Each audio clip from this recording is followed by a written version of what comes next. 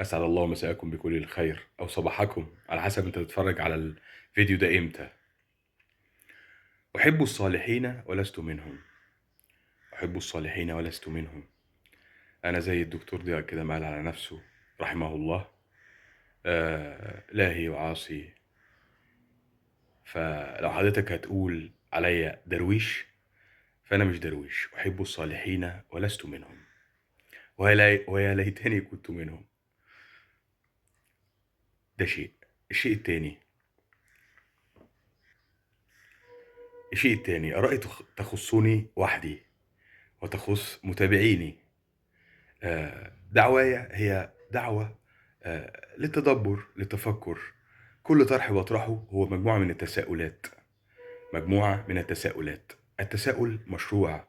أمرنا الله وكلمنا كتير وخطبنا بأولي النهى، يعني أولي العقول، وبالتدبر في كل شيء في القرآن وفي الدنيا وفي الحياة.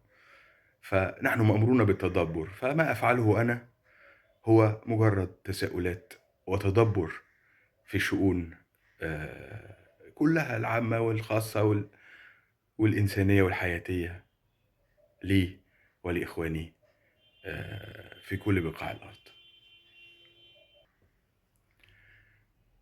الطب الشرقي. الطب الشرقي. هناك في العالم مقسوم إلى قسمين أو ثلاثة يمكن: الغرب، الشرق، والشرق الأوسط، إنه هو يحسب على الشرق برضه. طيب، حضارة الغرب تختلف عن حضارة الشرق في كل شيء، في التصميم، في الابتكارات، في العلوم، في كل شيء. منذ فترة تم إنجاز مصري شيء يعني بالغ الأهمية وسبب لنا جميعا السعادة والرضاء التام. وهو إيه؟ إن إحنا نوعنا مصادر الأسلحة بتاعتنا. الجيش المصري والسيد الرئيس عبد الفتاح السيسي نوع لنا مصادر سلاحنا اللي كنا الأول الترسانة كلها العسكرية بتاعتنا كانت من الولايات المتحدة الأمريكية. خرج رئيس وزراء تقريبا اندونيسيا مرة من المرات وقال ان هو مش هيقدر، لغى صفقة طيارات وقال ان هو مش هيقدر ياخد طيارات ممكن تتوقف بكبسة زر. سواء ده كان صحيح ام خاطئ. فاحنا في كل الاحوال الحدائق المصرية والوطنية المصرية والعربية دايما بنفكر ودايما ما بنحبش نتحط تحت ضرس حد يعني. فليه كل الشعب كان سعيد في حالة إن إحنا نوعنا مصادر السلاح؟ جبنا من الرافال من فرنسا، وجبنا من الصين، وجبنا من روسيا، علشان إحنا كمصريين عارفين عدونا كويس وما بنحبش نتحط تحت ضرس حد. ده في مسألة الصناعات العسكرية. طيب، بالنسبة لمسألة الصناعات الطبية والدوائية، إحنا بنتبع النمط الغربي بشكل كامل. علاجاتنا كل شيء النمط الغربي. النمط الشرقي، الطب الشرقي، اللي هو بتاع مين؟ بتاع الصين، اللي هي مصنع العالم، تاني اقتصاد في الكوكب، ومرشح ليها في 2030 انها تبقى الاقتصاد الاول. دي حاجه. الحاجه التانيه، شايفين الصراع الدائري الاقتصادي والعسكري ما بين القطبين، الولايات المتحده والصين، في مساله الهيمنه والسيطره على مقدرات العالم. خلاص، والاقطاب. واحنا في مصر بندعم دايما تعدد الاقطاب، واحنا بنشوف ان احنا قطب في حد ذاتنا. طيب، اشمعنى الصناعات الدوائيه دي احنا فيها مش بنقبل اي اختلاف في الاراء ولا طرح مختلف؟ الطب الصيني، الطب الشعب الصيني، امريكا نفسها فيها الطب البديل اللي هو واخد من الطب الشرقي. وفي حاله الامراض المزمنه او المستعصيه بيتم حسب معرفتي من اطباء اصدقائي في الولايات المتحده تخيير المريض ما بين العلاج بشكل الطب البديل اللي هو واخد من العلوم الشرقية، الطب الشرقي، وبين الطب التراديشنال اللي هو التقليدي، الطب الغربي اللي هو اللي احنا عارفينه ده. فليه احنا كمان ما يبقاش عندنا الأطروحتين؟ يبقى عندنا النوعين. احنا ليه بنسخر؟ يقول لك مثلا واحد مش عارف بيقول اعشاب وبتاع، فالاعشاب دي بقت مصدر سخريه بالنسبه لنا. ليه يا جماعه مصدر سخريه؟ مش هي اللي بيستخلص منها اصلا الادويه؟ يعني انا جبت دواء كحه لقيت مكتوب عليه بخلاصه اليانسون، زهره اليانسون. فمعنى كده ان الحاجات دي بتستخلص اصلا من النباتات الطبيعيه، ويضاف عليها بعض المكونات الكيميائية. طيب، فالطب الشرقي يختلف عن الطب الغربي في تحديد الأمراض، أسلوب التشخيص، التعامل مع الجسد، العلاجات. أطروحة الدكتور ضياء في الحقيقة كانت أطروحة ممكن تكون مش جديدة، لأن الطب الشرقي فيه منطق شبه منطق الدكتور ضياء جدا في أسلوب التشافي والعلاجات. اعذرني يا أخي، اعذريني يا أختي، يجب أن أتدبر، يجب أن أفكر، أعمل العقل. من أين أتى هذا الرجل بكل هذا الكبرياء حتى يتحدى المنظومة الطبية والمنظومة العالمية وكل شيء وكل من قال خلافه؟ من أين أتى بهذا الكبرياء؟ رجل قعد 7 سنين يعالج الناس، 3 سنين بيدعو لدعوته، منهم كان في برامج على القنوات اللي تحت رقابة من الدولة المصرية بالتأكيد. فلو دعوته دي ضالة أو مضلة، ما كانش سمح ليه من الأساس أصلا إن هو يدعو في برامج في القنوات المصرية. دي مسألة. المسألة التانية، من أين أتى بكل هذا الكبرياء؟ يعني لو هو راجل فاشل مثلا، كان مع أول دعوة ومرتين 3 10 20 راحوا، واللي هو بيقوله ده طلع فنكوش، طلع أي كلام، كان في ساعتها سقط، فشل، وكان اتوصم بالفشل والناس كلها أعرضت عنه. ولكن هو قعد سنوات طوال يدعو إلى نظامه بعزة وكبرياء، ولم يحاججه أحد ولم يناظره أحد. وعلى رأي الأستاذ كريم، تم تلعثم من الأساتذة الكبار. الحاجة الوحيدة اللي أنا بختلف مع الدكتور فيها موضوع كريم ده، وإن كلهم مش رجالة. لأ، طلع يا دكتور، معلش، ما هو أنت برضو ممكن جل من لا يخطئ. ها، ففي كريم فيهم رجالة برضو يا دكتور. والإثبات الراجل المحترم اللي عمل فيديو بيسرد فيه زهدك في الأموال، وقد إيه إيمانك اللي وصل لنا كلنا من خلال لمعة عينيك وكلامك وذكرك لله كثيرا بما تقول. الأطروحة كانت بسيطة، الأطروحة كانت بسيطة. هتعمل كذا كذا، هيضيع من عندك كذا كذا، وهيختفي كذا كذا، بس منتهى البساطة. قال لك صعبة دي؟ فقابلة للتجريب. زوجته طلعت قالت كل ما قيل في هذه النظرية قابل للتجريب، مرة واثنين وثلاثة وأربعة. شوفنا فيديوهات كثيرة جدا للناس بتقول إن الموضوع كان معاها فعال جدا. فين المشكلة؟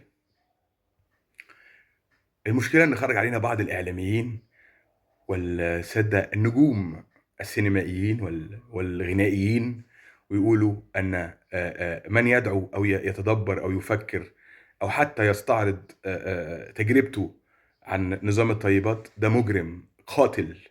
فكروني بفيلم لايون كينج، ساعة ما كان سكار الأسد اللي هو الشرير في الفيلم، قال للشبل سيمبا بعد ما عاد ان هو قاتل وقتل ابوه. يعني ازاي يا جماعة؟ ازاي مجرم؟ المجرم ده حد بيعتدي على حد، بياخد من حد حاجة او بيأذي. فأين الأذى في أطروحات الناس في شيء مفيد لنا جميعا؟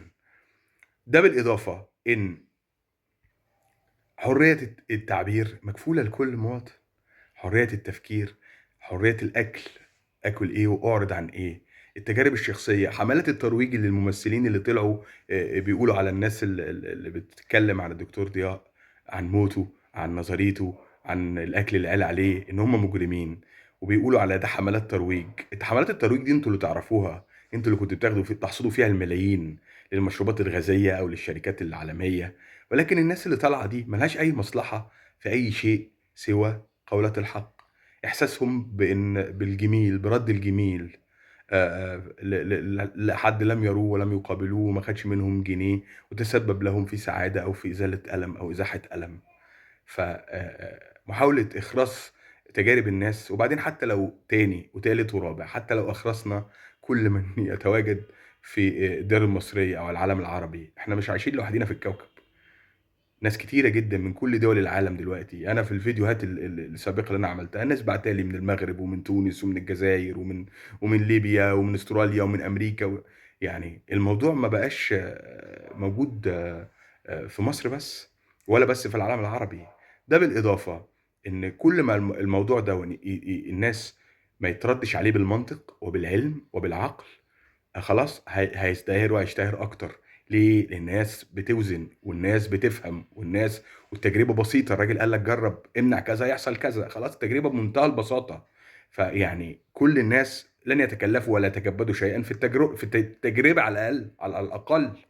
اللي هي كانت أصلًا في بداية الأمر بعد شهر واحد والّا سنة واحدة من دعوة هذا الرجل بكل هذه العزة والكبرياء والكرامة والعلم، إن لم تكن حقيقية، لكن الموضوع يعني نزل على الأرض فِس، ما كانش هيبقى ليه أي نوع من أنواع المردود ولا الصدى.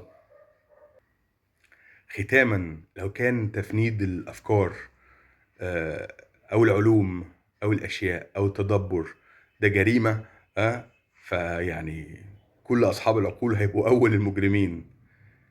التوازن بين الشرق والغرب ده مطلوب، إن إحنا نكون قطب لوحدينا، ده اللي إحنا بنحاول نعمله وده اللي إحنا نستحقه كمصريين.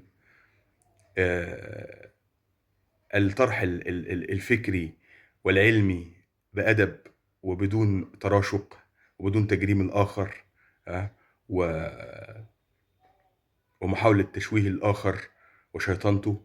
ده اللي إحنا المفترض نعمله إذا كنا نسعى لدرء دائمًا كل أشكال وأنواع الفتن في حالة لو ظهر حاجة جديدة. وما تنسوش الذكاء الصناعي قادم بشدة، بيدّي descriptions آه، مكان الدكاترة، وبيدّي descriptions قانونية مكان المحامين. فكده الذكاء الصناعي هيزاحم السادة الأطباء، وهيزاحم السادة المحامين، وهيزاحم كل ذو خبرة بيحفظ أشياء ويعرف قواعد وقوانين وأبحاث، ويرجع يدّيها للأفراد. والغرب بيقول إن الذكاء الصناعي دلوقتي بيدّي الdescriptions الوصفات الطبية بدقة أعلى من البشر. فده قادم، قادم في السنين القادمة، أيوه. فعلينا دائمًا التحلي بالمرونة وعدم محاربة أي شيء جديد إلا بعد التأكد منه، وتفنيده والرد العلمي المنطقي الذي يتناسب مع حداقة المصريين وذكاء الشعوب الحديثة في الأرض.